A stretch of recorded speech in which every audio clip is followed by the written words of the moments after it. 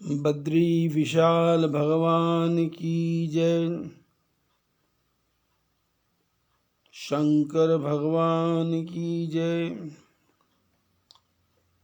कृष्णचंद्र भगवान की जय। फाल्गुन मास का पवित्र महीना और उसमें भगवान राम अपने गुरुदेव के साथ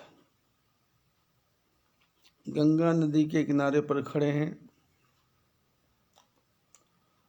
और गुरुदेव राम लक्ष्मण एवं मुनियों को गंगा की कथा सुना रहे हैं। पिछले 4 दिन से हम सब लोग भी बड़े प्रेम से, श्रद्धा से, विश्वास से इस कथा का श्रवण कर रहे हैं। 4 धामों की चर्चा चल रही है। द्वारिका, रामेश्वर, जगन्नाथ और बद्रीनाथ।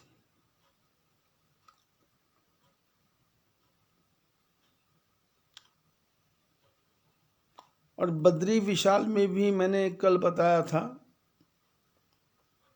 कि पंच प्रयाग हैं, पंच बद्री हैं, पंच केदार हैं और इस प्रकार से अनेकों अनेकों तीर्थ हैं, क्योंकि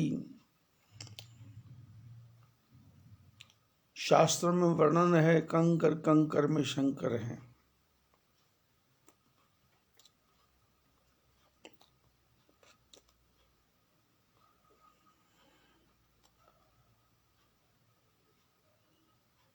शिव अवडरदानी है,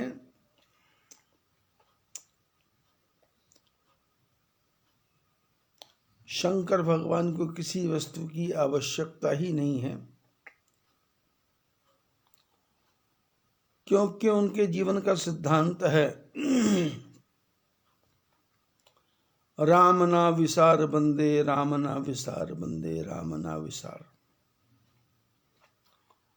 राम नाम सार बंदे, राम नाम सार बंदे, राम नाम सार। इस असार खल संसार में प्रभु पर विश्वास करना ही एकमात्र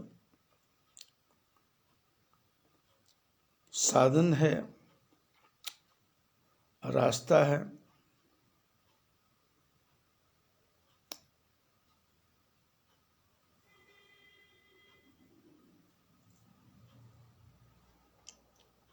किसी महात्मा ने कहा कि दूसरों का दुखड़ा दूर करने वाले तेरे दुख दूर करेंगे राम।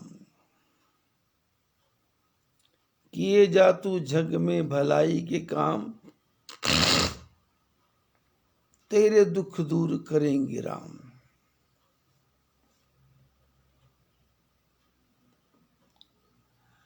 जब हम बद्री विशाल में आते हैं तो यहां भी 4 धाम हैं।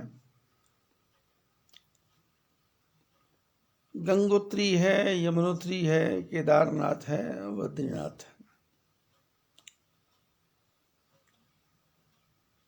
और ये 4 धाम का बहुत ही विचित्र महत्व है।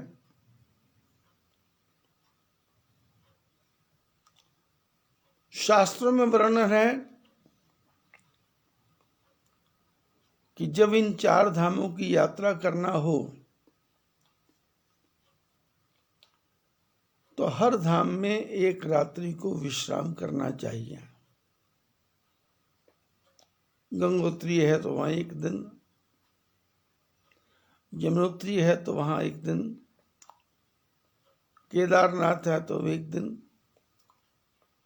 और बद्री विशाल है तो वहां 1 दिन।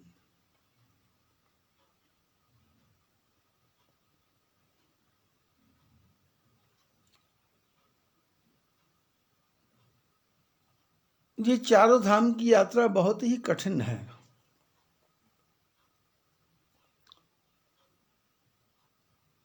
हरिद्वार से 1500 किलोमीटर की यात्रा है सारी।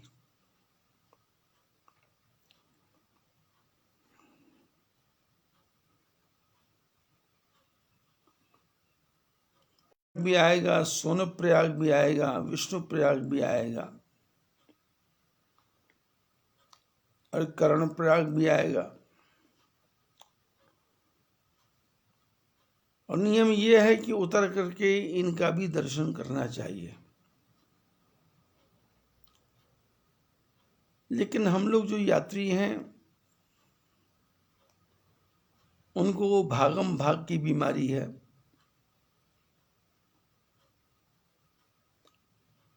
और दूसरा, ऐसा शास्त्रों में लिखा है, जिस तीर्थ में जाकर के रहें उस तीर्थ के बारे में पूरा ज्ञान वहां के विद्वान ब्राह्मणों के द्वारा प्राप्त कर लिया जाए।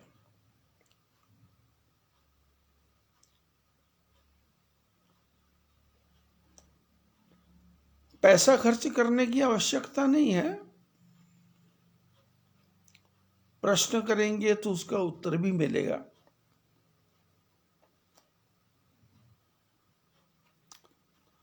और यदि कथा सुनने के बाद भी आप दान दक्षिणा देंगे तो उसमें भी कोई बुराई नहीं है, कोई अपराध नहीं है।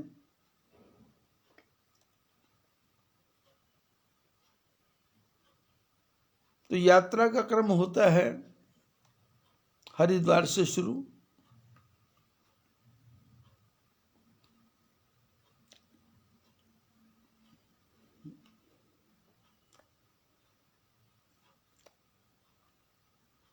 पहला धाम है यमुनोत्री।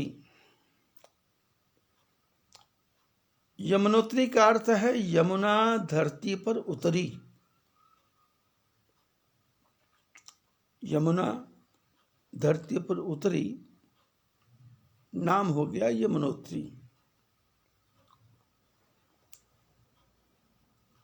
यमुनोत्री यम की बहन है, इसलिए यमुनोत्री का दूसरा नाम है यमी।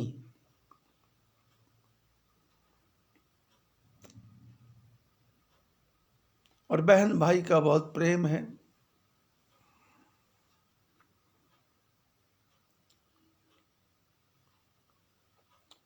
हमारे शास्त्रों में एक त्योहार आता है यम द्वितीया, जिसको दूसरे शब्द में बोलते हैं भाई दूज। गुजरात में उसको भाई बीज बोल देते हैं, कहीं पर भैया दूज बोल देते हैं। और नियम है कि भाई दूज के दिन भाई बहन के घर जाता है और कुछ वस्त्र, फल, धन, बहन अपने भाई के दीर्घ जीवन की कामना के लिए उसके मस्तक पर तिलक लगाती हैं। तिलक लगाने के बाद भाई प्रसन्न होकर के अपनी बहन को प्रसन्न होकर के सामान देता है। भाई पैसे वाला हो तो धन देता है, भाई थोड़ा गरीब हो तो कपड़े दे देता है, भाई और गरीब हो तो थोड़ा फल दे देता है, मिठाई दे देता है, और भाई बहुत ही ज्यादा गरीब हो तो बहन को आशीर्वाद दे देता है। और बहन भाई से इसी में ही प्रसन्न हो जाती है। आप लोगों ने देखा होगा कि समाज में ये बहन भाई का रिश्ता, भाभी का रिश्ता, ये तब तक ही चलता है जब तक माँ बाप जीवित हों।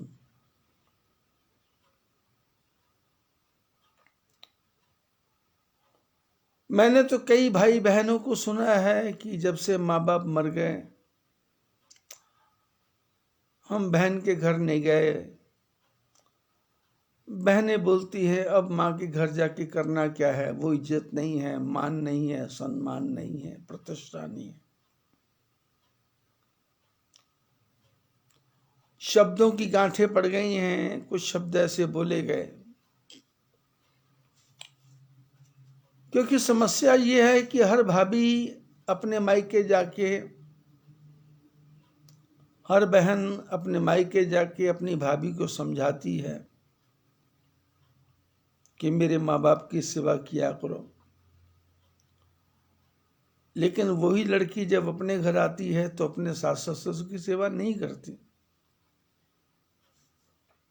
सब एक दूसरे को समझाने पे लगे हुए हैं, पर स्वयं कोई नहीं समझता। वैसे ही सास ससुर की उपेक्षा करना, बुरे शब्दों का उच्चारण कर देना, समय पर भोजन नहीं देना, खाने को नहीं पूछना, खाना बना के रख देना, खाना है तो खाओ, नहीं खाना मत खाओ। और आजकल तो नई परंपराएं चल पड़ी। महिलाएं अलग अलग पार्टीज में जाती हैं, शादियों के कार्ड आते हैं उसमें चली जाती हैं,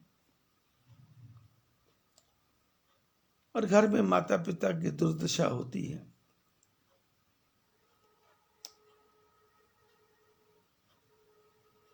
अब सतयुग त्रेता द्वापर में क्या था उसका तो मेरे को पता नहीं है।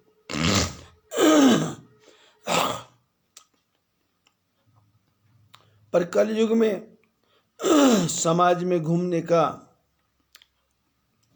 मौका मिलता है।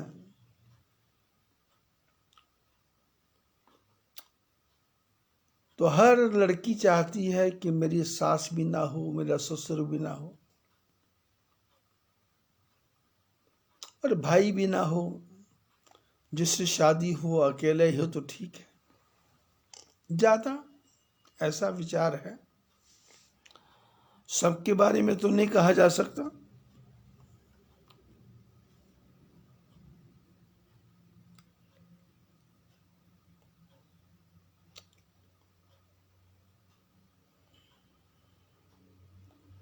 पुराणों में वर्णन है कि यमराज हमेशा यमुनोत्री में यमुना का दर्शन करने जाते थे, बहन को मिलने जाते थे, और बहन स्वागत करती थी तो भैया को तिलक लगाती थी, भाई उनको प्रसाद रूप में बहुत कुछ दिया करते थे।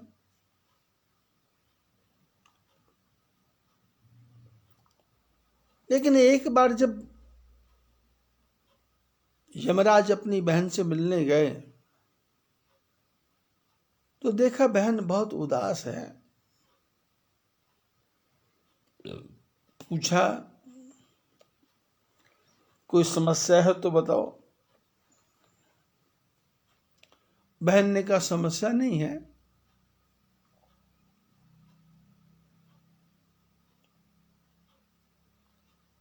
पर मन में एक बात खटकती है मेरे। यमराज ने कहा क्या, बोलो।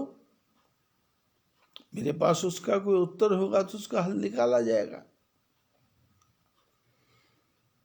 यमुनोत्री ने कहा कि जिस पर्वत से मैं निकलती हूं उसी पर्वत से दूसरे रास्ते से गंगा निकलती है। गंगा गोमुख से उतरती है गंगोत्री, मैं यमुना, यमुनोत्री यमुना उतरती है यमुनोत्री। लेकिन मैंने सुना है कि जो गंगा का दर्शन करता है, स्पर्श करता है, स्नान करता है, पान करता है, उसको मोक्ष की प्राप्ति हो जाती है। पर मेरे पास लोग आते हैं तो मेरे पास तो कोई भी साधन नहीं है। वैसे तो जो लोग भी आते हैं उनके मैं मंगल की कामना ही करती हूं कि ये स्वस्थ घर जाएं, घर में शांति से रहें, उनके घर में आनंद हो, ऐसा आशीर्वाद तो मैं देती हूं। लेकिन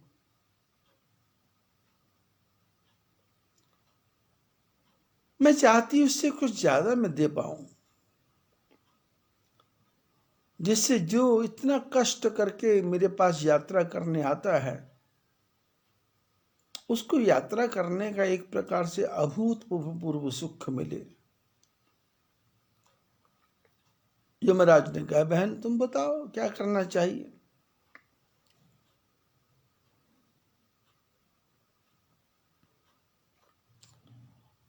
यमुना ने कहा, भैया मैंने सुना है कि जब किसी की मृत्यु होती है तो आप उसके वहां जाते हो और मरने वाले के शरीर में से अंग अंग में से उसकी आत्मा को खींच के निकालते हो। दिखने वाले को दिखता नहीं है, पर मरने वाले को बहुत ज्यादा भीतर भीतर कष्ट होता है।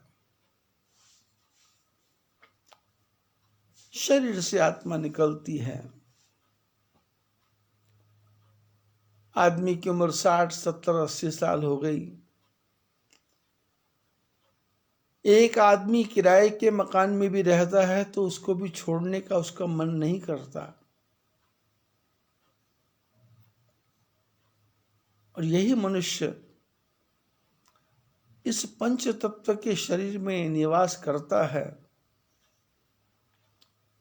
और इस शरीर का कितना पोषण करता है, कितना संभाल के रखता है, एक एक अंग का ध्यान करता है, अंगों को ढकने के लिए वस्त्रों को पहनता है। सर्दी, गर्मी, बरसात, हर ऋतु में इस शरीर की रक्षा करता है। अब जब 80 वर्ष की उम्र में उसको ये शरीर छोड़ना पड़ता है तो ये शरीर आत्मा को छोड़ना नहीं चाहता। और आप जाकर के, आपके दूत जाकर के उसके शरीर में उसकी आत्मा को खींचते हो। वो शरीर प्राणों को पकड़ के रख लेता है। कहीं सांस छाती में अटक जाते हैं, कहीं सांस गले में अटक जाता है और पास पड़ोस के लोग पूछते हैं कि कुछ हुआ या नहीं, कुछ हुआ या नहीं, कुछ हुआ या नहीं। बोलने वाला बहुत कुछ बोलना चाहता है, लेकिन आपके दूत जिसकी मृत्यु होती है सबसे उसके पहले कान, आंख, जुबान सब बंद कर देते हैं कि अब इस संसार में कोई हिसाब नहीं होगा, तेरा हिसाब आगे चल करके होगा। तो चाहते हुए भी कुछ नहीं बोल सकता और परिवार वाले चाहते हैं कि ये कुछ बोले, कुछ बताए। किसी से लेना है, किसी का देना है, किसी का कर्जा है, किसी ने पैसा डुबो दिया क्या, कोई सोना कहाँ रखा है, चांदी कहाँ रखा है, गहने कहाँ रखे हैं। मरने वाला बेचारा कुछ नहीं बोल पाता।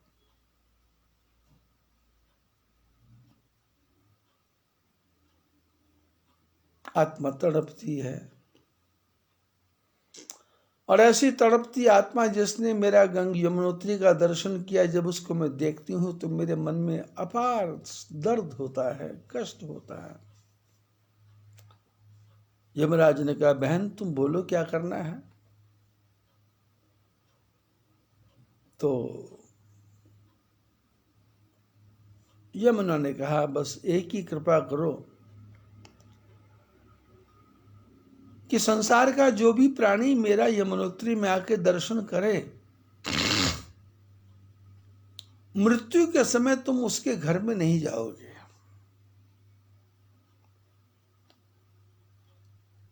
यमराज ने कहा, मतलब? बोले उसको मरने का कोई कष्ट नहीं होगा, उसकी वाणी भी चलती रहेगी, उसकी आंखें भी देखती रहेंगी, उसके कान भी सुनते रहेंगे और सबसे बातें करते करते उसकी सहज मृत्यु हो जाएगी, ऐसा आशीर्वाद दो।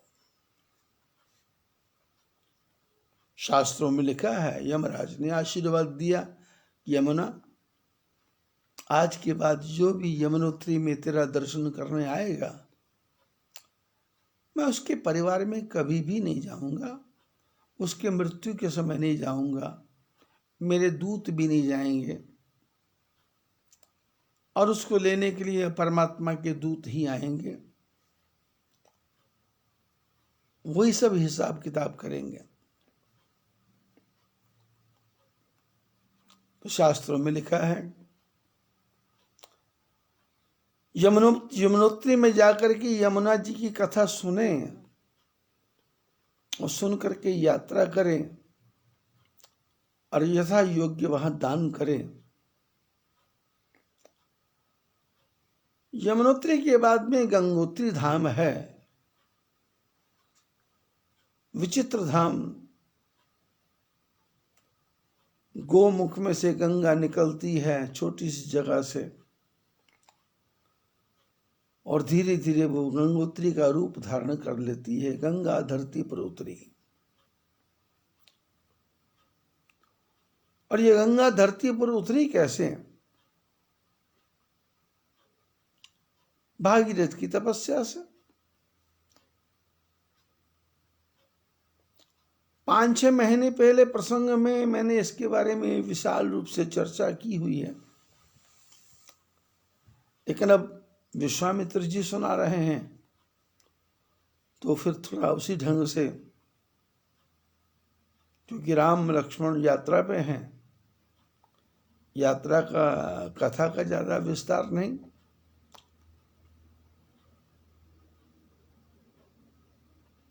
गोमुख से गंगा निकली, गंगोत्री में आई,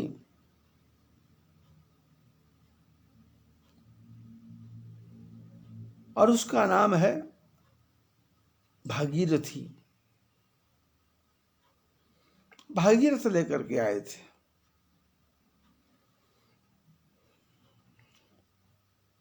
पहले गोमुख, फिर गंगोत्री, फिर भागीरथी, फिर जब वो देवप्रयाग में अलकनंदा के साथ मिली तो उसका नाम हो गया गंगा।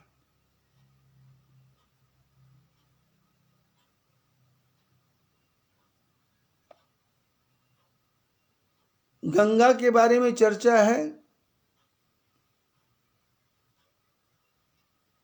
कि भगवान नारायण के चरणों से निकली है, और नारायण के चरणों से जो गंगा जल निकला वो परम पवित्र पावन चरणों से निकला है, इसलिए वो गंगा जल कभी भी खराब नहीं होता।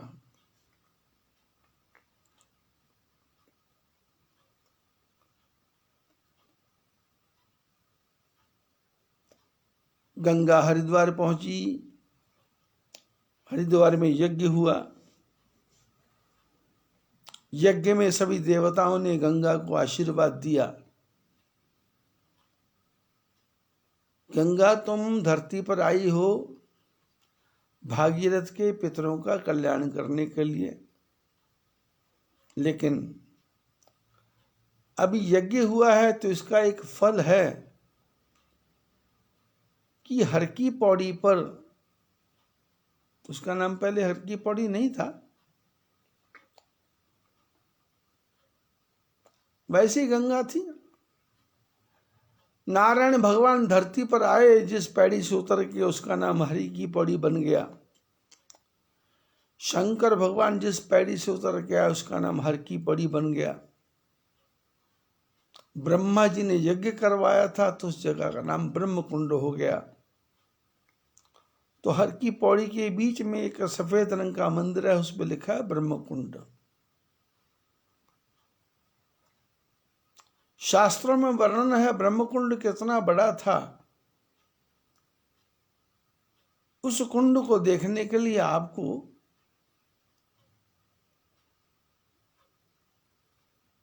चंडी माता मंदिर के ऊपर जाके खड़ा होना पड़ेगा। वहां से नीचे जब आप देखोगे तो आपको विशाल कुंड दिखाई देगा। वो कुंड इतना विशाल है कि चारों तरफ पर्वतों की श्रृंखला के बीच में वो गंगा है।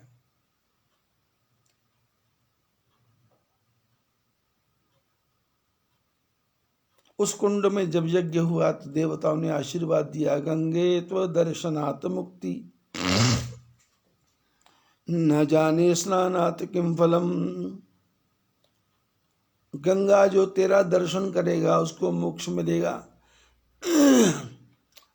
स्नान करने से क्या होगा बोले, इसका तो पता ही नहीं है। गंगा का दर्शन करने से ही मोक्ष है, स्पर्श करने से मोक्ष है, स्नान करने से मोक्ष है, गंगा का जल पान करने से तो मोक्ष है। गंगा शंकर जी की जटा से निकली, ब्रह्मा के कमंडल से निकली, नारायण के चरणों से निकली। तो जिसने गंगा का दर्शन कर लिया उसने ब्रह्मा विष्णु शंकर तीनों का दर्शन कर लिया। जिसने गंगा में स्नान किया उसने तीनों देवताओं में स्नान कर लिया। जिसने गंगा को छुआ उसने तीनों देवताओं को छू लिया। जिसने गंगा के जल का पान किया उसके पेट में, उसके मन में, उसके हृदय में तीनों देवता चले गए। मोक्ष की प्राप्ति।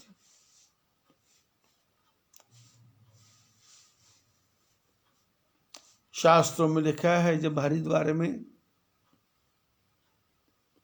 ब्रह्मा विष्णु महेश बैठे थे उस समय गंगा ने भगवान नारायण से प्रश्न किया, प्रभु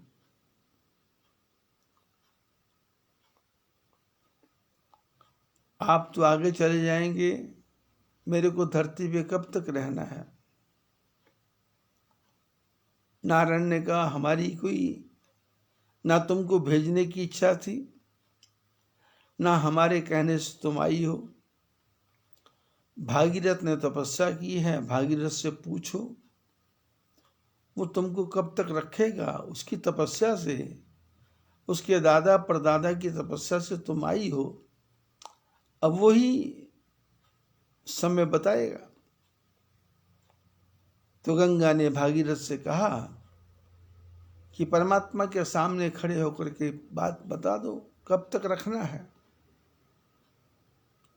1, 2, 3, 4 महीना। तो भागीरथ ने हाथ जोड़ के मां से कहा, मां आज तक की तपस्या के पीछे हमारा एक ही उद्देश्य था, हमारे पितरों का कल्याण हो। लेकिन अभी सारे देवता इकट्ठे हुए हैं और सब देवताओं ने आशीर्वाद दिया है, जो तेरा दर्शन करेगा उसका मोक्ष हो जाएगा। इसलिए अब ये मेरी इच्छा है, मेरी कामना, मेरी भावना है कि मेरे पितरों का तो कल्याण हो, पर आप तब तक धरती पर रहो जब तक ये धरती रहे, तब तक आप धरती पर रहो।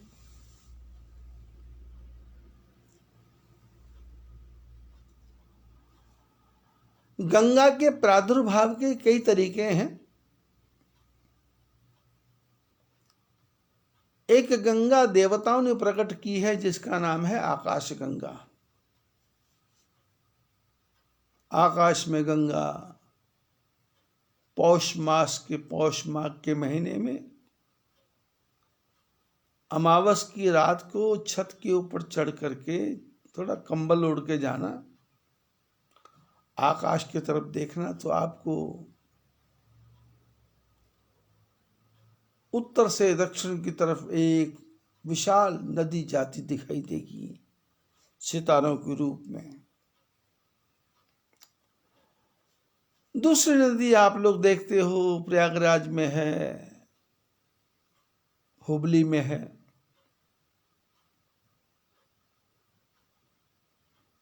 गंगोत्री से लेकर के गंगा सागर तक गंगा है। और तीसरी गंगा जब आप देखेंगे तो अत्रि अनुसुईया के आश्रम में गंगा प्रकट हुई। अत्रि ऋषि रोज स्नान करने के लिए प्रयागराज जाया करते थे, अनुसुईया घर में रहा करती थी। और वहां से जल भर के लाते थे, भोजन प्रसाद पाते थे, और पत्नी को भी किसी प्रकार का विरोध नहीं था। ठीक है, अपनी पूजा में लगे हैं। एक न एक रात्रि थोड़ा सा अस्वस्थ हो गए और अपनी पत्नी अनुसुईया से बोले कि आज मेरे को गंगा माँ का दर्शन नहीं होगा। अनुसुईया ने कहा, आप चिंता मत करें, यदि वो माँ है तो यहीं प्रकट हो जाएगी।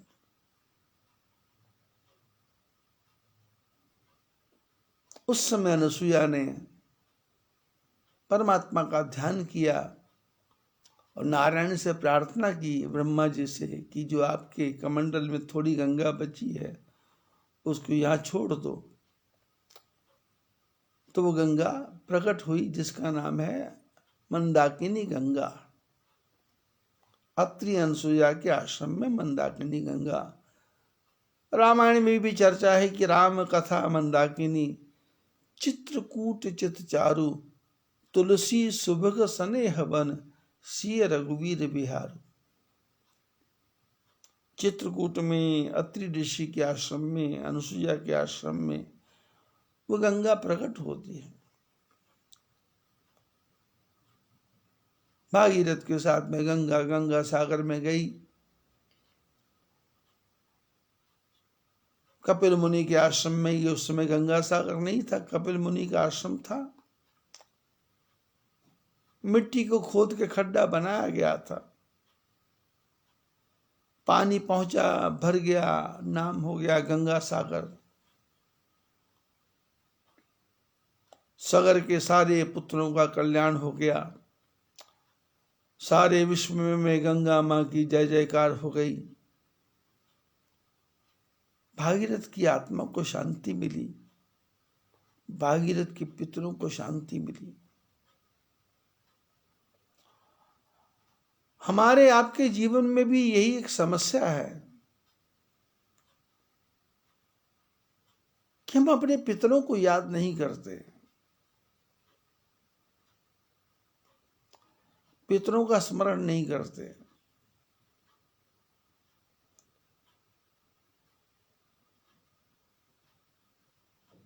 बेटा 1 साल नहीं आए उसकी याद में पागल हो जाते हैं, बेटी 2 महीने नहीं आए उसकी याद में पागल हो जाते हैं, भाई 10 दिन ना मिले पागल हो जाते हैं, किसी अपने मिलने वाले का फोन बंद हो, नहीं आए, पागल हो जाते हैं। लेकिन जिन पितरों ने हमको पैदा किया उसके बारे में तो हम सोचते ही नहीं है। माँ चली गई उसके बारे में नहीं, पिता चले गए उसके बारे में नहीं, दादा परदादा सब चले गए।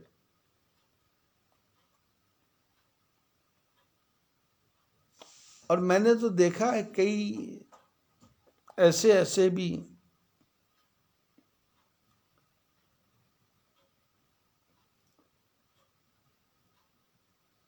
लोग हैं जिन्होंने अपनी वंशावली बना रखी है। वंशावली का वृक्ष बना रखा है। शुरू में कौन हुआ था, उसके बाद कौन हुआ था, उसके कितने हुए, उसके कितने हुए, उसकी कितनी हुई, उसकी शादी कहाँ हुई, इसकी शादी कहाँ हुई, ऐसी वंशावली बना रखी है। उसको वो लोग याद करते हैं। पितरों को याद नहीं करेंगे तो उनको अंतर नहीं पड़ेगा, पर आपको अंतर पड़ेगा। आपको क्या अंतर पड़ेगा? आपको बुरे बुरे सपने आएंगे, बुरी बुरी बातें आपके मन में आएंगी, ऐसे भयंकर विचार आएंगे कि बेटे को कुछ हो गया तो क्या होगा, बेटी को कुछ हो गया तो क्या होगा, भाई को कुछ हो गया तो क्या होगा। 24 घंटे दिमाग की सुई पागलों की तरह घूमती रहेगी। ये सुई पागलों की तरह ना घूमे, इसके लिए शास्त्रों ने कहा अपने पितरों का स्मरण करो। अब स्मरण करने का क्या तरीका है? स्मरण करने का तरीका है कि गाय को रोटी दे दो, कौवे को रोटी दे दो, चिड़िया को रोटी दे दो, पितरों का स्मरण करके। गर्मी का मौसम आने वाला है, अपनी छत पे पानी का छोटा सा एक बर्तन भर के रख दो, अपनी छत पे थोड़ा सा ज्वार बाजरा डाल दो।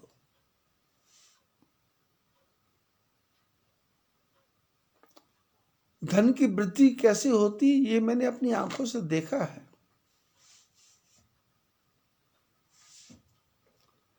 सिलीगुड़ी में हमारे एक शिष्य परिवार हैं,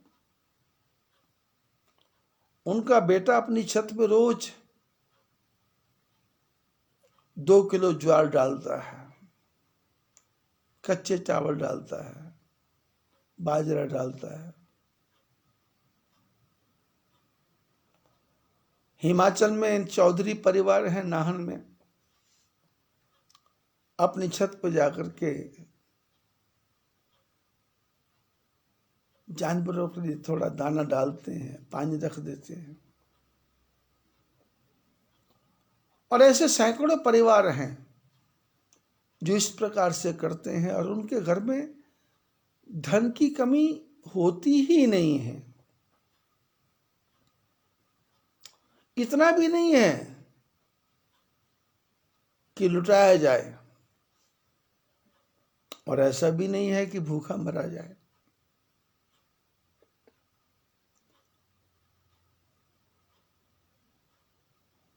घर से आए मेहमान की सेवा हो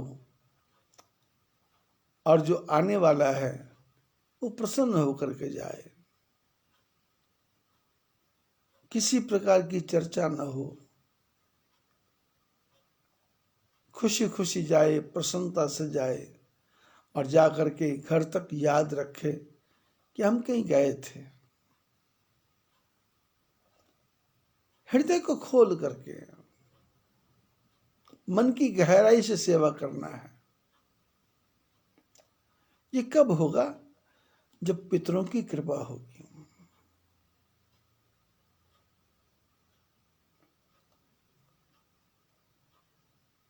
सगर ने, असमंजस ने, अंशुमान ने, भागीरथ ने, इतने लोगों ने पूरा जीवन लगा दिया अपने पितरों को प्रसन्न करने के लिए, और हम अपने पितरों को याद ही नहीं करते हैं।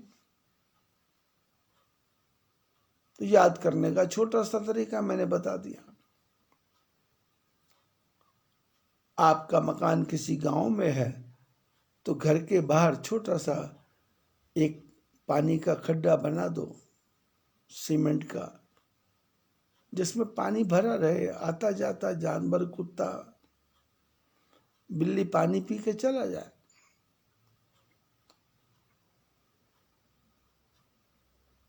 जल ही जीवन है।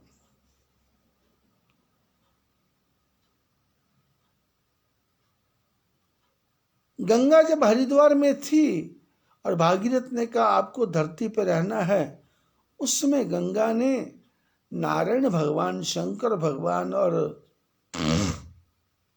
ब्रह्मा जी से कहा कि प्रभु, मैं 24 घंटे आपके साथ रहने वाली, मैं आपके बिना धरती पे अकेले कैसे रहूंगी? मेरे को धरती पे रहने में कोई कष्ट नहीं है, क्योंकि धरती भी आपकी बनाई है, स्वर्ग भी आपका बनाया है, बैकुंठ भी आपका बनाया है। मेरे को तो यहाँ रखोगे, मैं तैयार हूं मैं तो, लेकिन थोड़ी कृपा आप मेरे ऊपर भी करो। भगवान बोले क्या कृपा करना है? बोले कृपा ये करो कि आप भी तीनों देवता धरती पर आ जाओ, धरती पर आओ। उस समय ब्रह्मा जी ने कहा देखो, मैं तो आ जाऊंगा, मैं रहूंगा पुष्कर राज में, शंकर भगवान बोले ठीक है, मैं भी रह जाऊंगा, क्योंकि ये कनखल मेरा ससुराल है, तो ससुराल के ऊपर केदार खंड में मैं रहूंगा और मेरा नाम हो जाएगा केदारनाथ। ब्रह्म विष्णु भगवान से पूछा, आप तो बोले देखो यहाँ शंकर रहेंगे, वहीं मैं भी रह जाऊंगा तो मेरा नाम होगा बद्री विशाल। भागीरथ की तपस्या से ब्रह्मा विष्णु महेश तीनों धरती पर आ गए और देवताओं ने आशीर्वाद दिया था कि इस गंगा किनारे जो भी स्नान करेगा उसको मोक्ष मिलेगा। तो लोगों को गंगा सागर जाने की आवश्यकता नहीं है, हर की पौड़ी पर ही स्नान किया तो मोक्ष की प्राप्ति हो जाती है, आनंद आता है मोक्ष की प्राप्ति। गंगे त्व दर्शनात् मुक्ति न जाने स्नानात् किम फलम।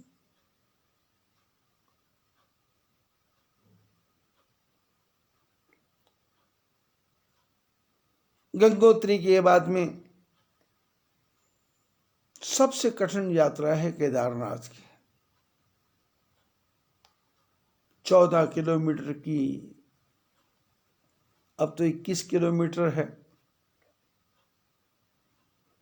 21 किलोमीटर पैदल जाना और 21 किलोमीटर पैदल आना, पर रास्ता बहुत आसान बन गया है, व्यवस्था अच्छी हो गई है।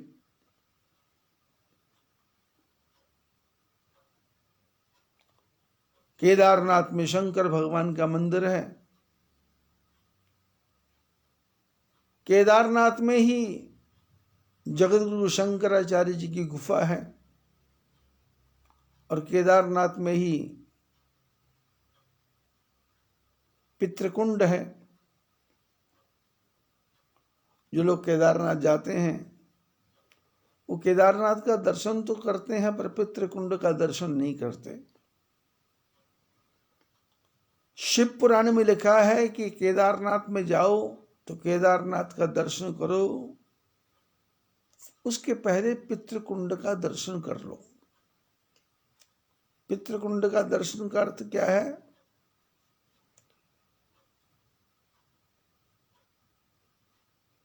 कि गृहस्थ आश्रम में विवाह के बाद में मां के गर्भ में कुछ बच्चे ऐसे हैं जो बिना पैदा हुए मर जाते हैं। किसी को नहीं पता कि अब पेड़ भी आप देखते हैं, लौकी का पेड़ देखें, आम का पेड़ देखें, तो उसमें फूल तो बहुत निकलते हैं लेकिन फल नहीं निकलते। कोई छोटा फल टूट जाता है, कोई बड़ा फल टूट जाता है, कोई सड़ जाता है, कोई गल जाता है। ऐसे ही मनुष्य का है, क्योंकि इस संसार में जीवों को ऐसे ऐसे श्राप मिले हैं। किसी को श्राप मिला है कि तुमको 1000 जन्म तक दंड भोगना पड़ेगा, 2000 तक जन्म दंड भोगना पड़ेगा। तो ऐसी आत्माएं हमारे विवाह के बाद में हमारे शरीर के अंदर आती हैं और बिना पैदा हुए मरती चली जाती हैं, पैदा नहीं होती।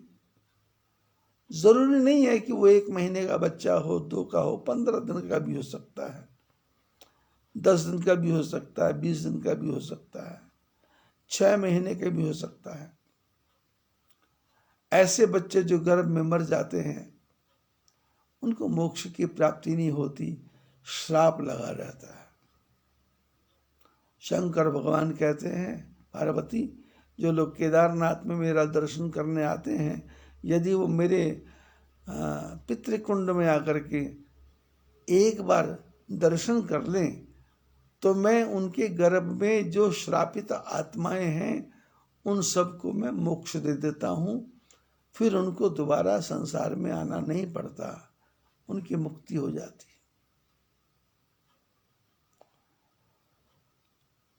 और आप लोग जो केदारनाथ में गए हो, आप लोगों ने वहां एक चमत्कार देखा होगा पर आपकी समझ में नहीं आ रहा। वो चमत्कार क्या है कि वहां रात को 7 बजे के बाद जो यात्री हैं उनको सांस लेने में समस्या खड़ी हो जाती है।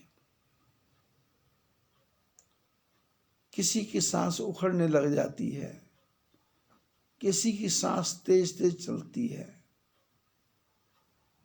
किसी को विचित्र सा ऐसा लगता है पता नहीं क्या हो गया, कुछ खो गया है, कुछ चला गया है, घबराहट सी होती है। साथ वालों को लगता है बीपी डाउन हो गया, शुगर लो हो गई। ऐसा ऐसा लोग विचार करते हैं। तो फिर उसके बाद में कोई नींबू पानी पिलाता है, कोई सोडा लेके आता है, कोई कॉफी गर्म लाता है, कोई हाथ पैर मलता है, कोई तेल लगाता है, कोई कपड़ा डालता है, कोई कंबल डालता है, पर कुछ भी अंतर नहीं होता। और ये घटना 7 बजे से लेकर के 11 बजे तक रहती है।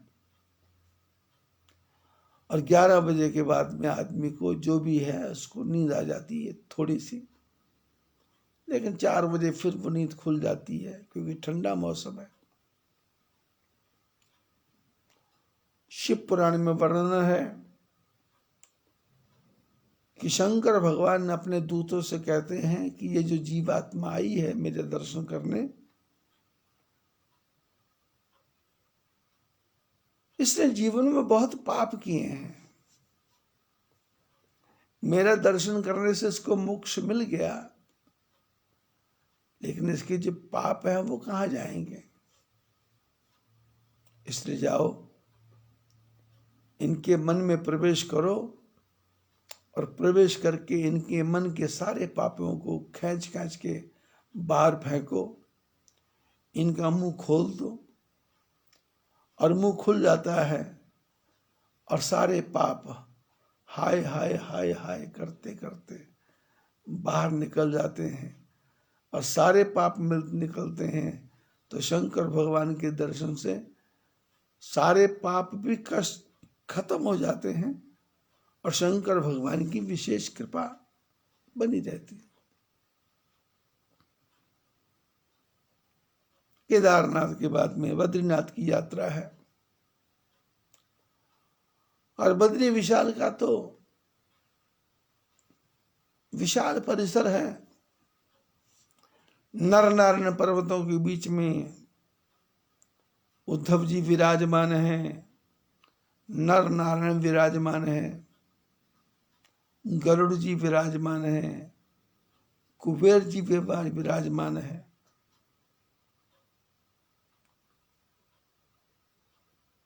पंचमूर्ति है, पंचमूर्ति। बद्री विशाल, नारद जी, गरुड़ जी, कुबेर जी,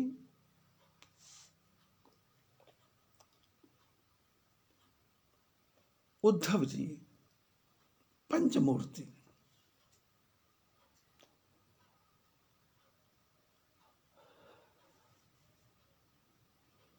ऐसा शास्त्रों में वर्णन है कि पहले जब बद्रीनाथ और केदारनाथ की पूजा एक ही पुजारी किया करता था, पहाड़ के ऊपर से जाया करता था, एक दिन केदारनाथ, एक दिन बद्रीनाथ, एक दिन केदारनाथ, एक दिन बद्रीनाथ। समय में परिवर्तन आया, जगतगुरु शंकराचार्य जी ने चारों पीठों की स्थापना की और सब जगह अलग अलग पुजारियों की व्यवस्था भी की।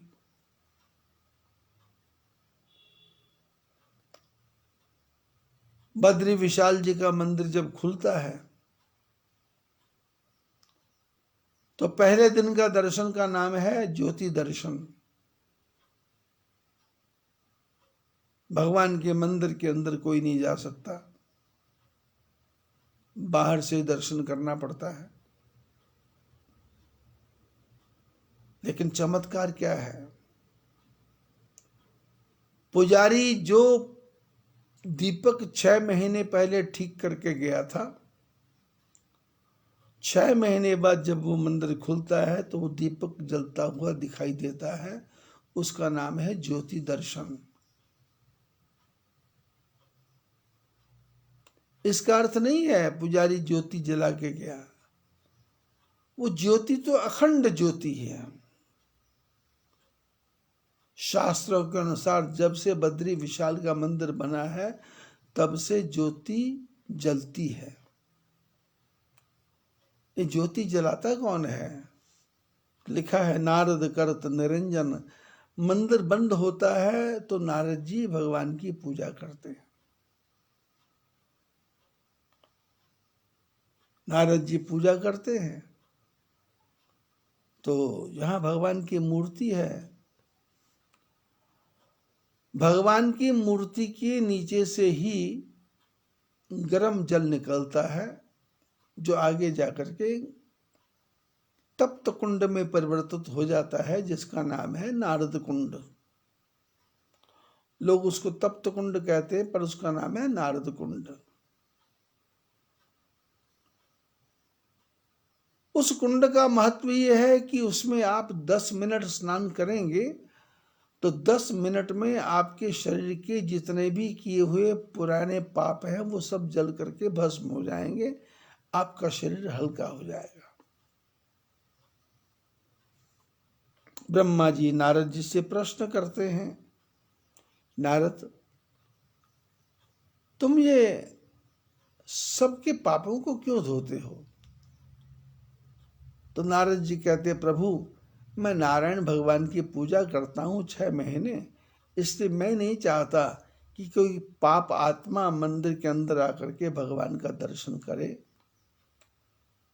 भगवान की पूजा करे। इसलिए मैं नहीं चाहता, इसलिए मैं सबके पापों को जला करके भस्म कर देता हूं। आप लोग जब नारद कुंड में स्नान करेंगे तो कुंड में स्नान करके जब बाहर निकलेंगे तो आपको थोड़ा सा बहुत ही हल्का हल्का लगेगा। आपको ऐसा लगेगा जैसे आपको चक्कर सा आ रहा है, पर चक्कर नहीं है, वो आपके शरीर के पाप निकल गए, बाहर निकल गया, बैलेंस शरीर का बिगड़ गया। वस्त्रों को पहनने के बाद में जब आप बद्रीनाथ की तरफ सीढ़ी चढ़ेंगे, उस सीढ़ी का नाम है ब्रह्म कपाल। ब्रह्म कपाल, ब्रह्मा का मस्तक। ब्रह्मा के मस्तक के बारे में कथा है ब्रह्म वैवर्त पुराण में कि देवताओं की सभा लगी थी, ब्रह्मा जी के 5 मस्तक थे। अप्सरा नाच कर रही थी तो ब्रह्मा जी भी उठ करके नाच करने लग गए। शंकर भगवान को बुरा लगा, उन्होंने त्रिशूल से ब्रह्मा का एक मस्तक काट दिया। मस्तक कटा, खून की धार निकली, हाहाकार मचा। शंकर भगवान त्रिशूल खींच के सभा से बाहर आ गए, लेकिन वो जो ब्रह्मा का मस्तक था वो तो त्रिशूल को छोड़ता नहीं है। शंकर भगवान ने नारायण को याद किया। नारायण ने कहा क्या हुआ? बोली ये। उन्होंने कहा ये ब्रह्म हत्या है, कैसे छूटेगी? बोले तीर्थ यात्रा करो, यहां तुम्हारा पुण्य पूरा होगा, वहां ये छूट जाएगी। शास्त्रों में लिखा है शंकर भगवान सारे विश्व में घूमे, लेकिन घूमते घूमते जब बद्रीनाथ आए तो बद्रीनाथ के मंदिर के सामने वो मस्तक गिर गया। शंकर भगवान के मन को शांति हुई,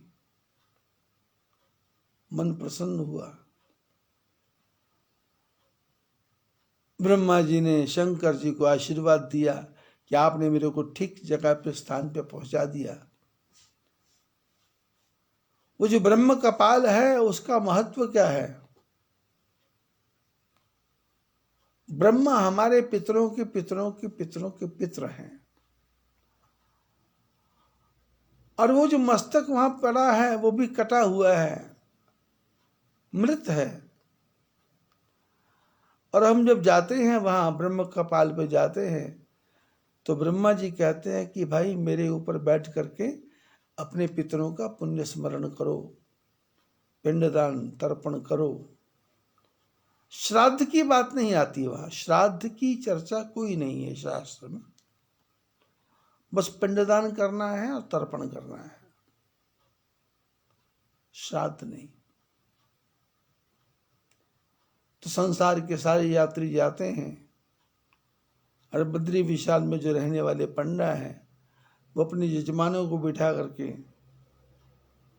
तर्पण करवाते हैं, पिंडदान करवाते हैं, और उसमें कोई ज्यादा खर्चा भी नहीं है, 100-150 रुपए का खर्चा है। वैसे यात्री वहां जाकर के भगवान के लिए वो प्रसाद की थाली लेते हैं, कोई 1000 की थाली लेगा, कोई 1500 की थाली लेगा। पर मैं तो आप लोगों से एक ही प्रार्थना करता हूं, 1000-1500 की थाली लेने का कोई महत्व नहीं है। आप 51 रुपए की थाली लो प्रसाद की, और जो प्रसाद थोड़ा सा हो उसको अपनी झोली में डालो और घर जाकर के उसमें से 1000 रुपए का प्रसाद इतना आ जाएगा कि सारे गांव को बांट दोगे और सारे गांव के लोग प्रसन्न होंगे। ऐसा मेरी अपनी धारणा है।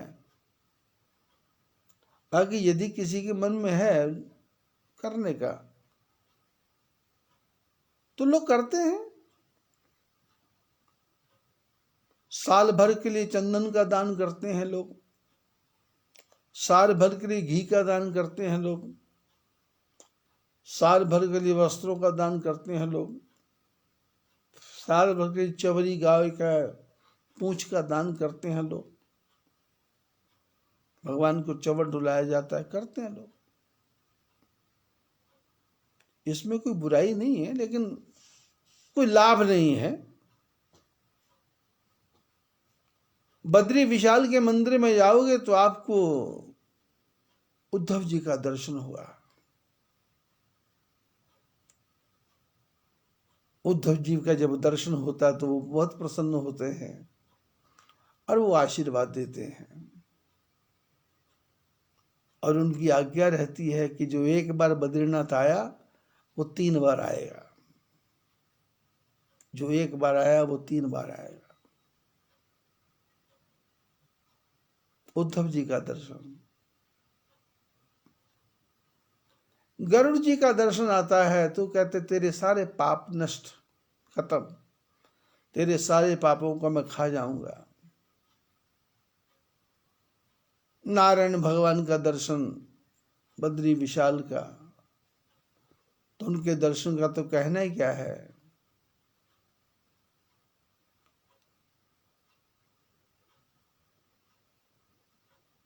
उनका तो जल पीने से ही अकाल मृत्यु हरणम सर्व व्याधि विनाशनम विष्णु पादोदकम पित्वा पुनर्जन्म न विद्यते।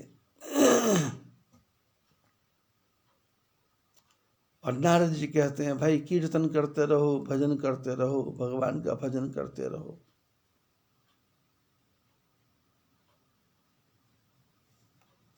और उसमें बैठे हैं कुबेर जी। ये कुबेर क्या है? धन के देवता हैं।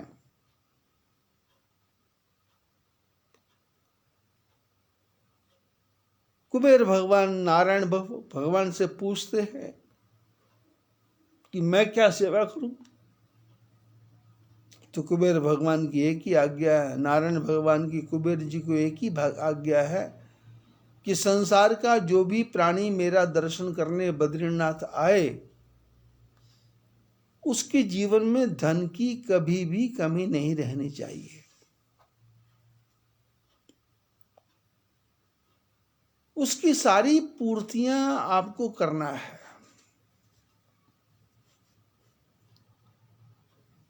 अब मेरे पूरे जीवन की बात तो मैं नहीं कह रहा, पर मैं इस 12 महीने की बात कह रहा हूं।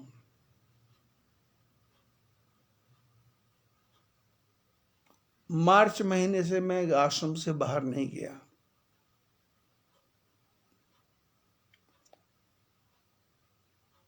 और आश्रम का खर्चा कम से कम नहीं तो 30-40 हजार रुपया महीना तो आश्रम का खर्चा है ही।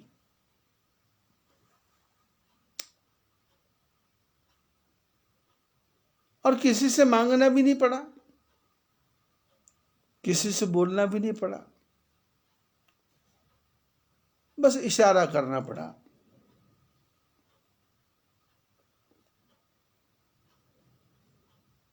पैसा कब आया, कहां से आया, कैसे आया, कुछ पता नहीं। तो कुबेर भगवान की बात पर विश्वास होता है। जो जाएगा बदरी उसकी जिंदगी सुधरी। मैंने धन की कमी नहीं रहेगी, धन की कमी नहीं रहेगी।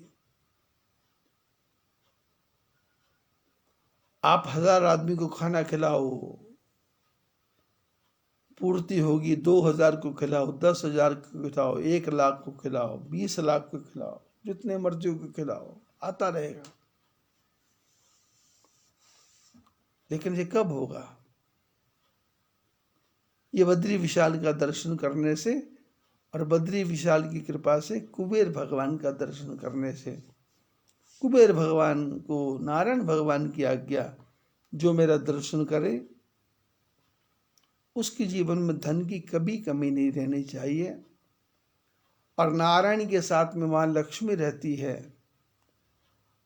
बद्री विशाल के दर्शन करने के बाद लक्ष्मी माता का दर्शन करते हैं। लक्ष्मी माता पूछती है, दर्शन हो गया क्या? बोले हाँ। कैसा रहा? ठीक रहा। बोले कुछ आवश्यकता है क्या? तो भक्त माँ से कहता, माँ आपका आशीर्वाद चाहिए। तो लक्ष्मी भी कहती, तेरे जीवन में पैसे की कमी नहीं रहेगी, धन की कभी कमी नहीं रहेगी।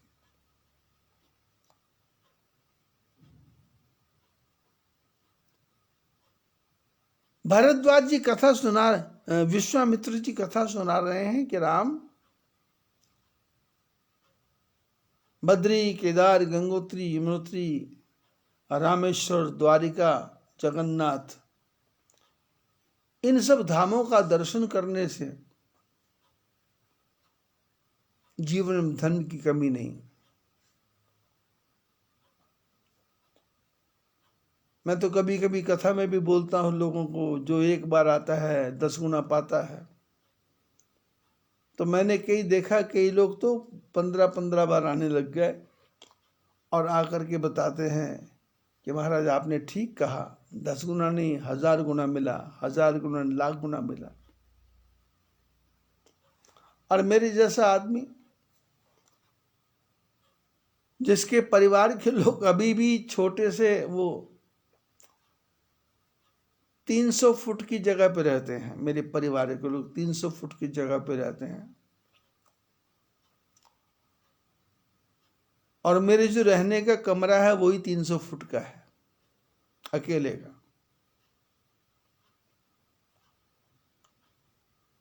क्योंकि उनको इसके बारे में कोई ज्यादा लेना देना नहीं है। परिवार के लोगों को, वो अपनी मस्ती में मस्त हैं, मैं अपनी मस्ती में मस्त हूं।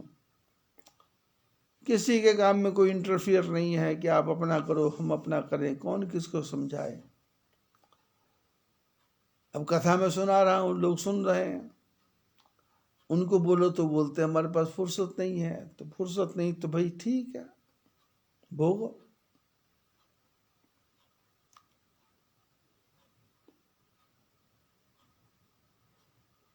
महात्मा कहते हैं, महापुरुष कहते हैं, तीर्थ यात्रा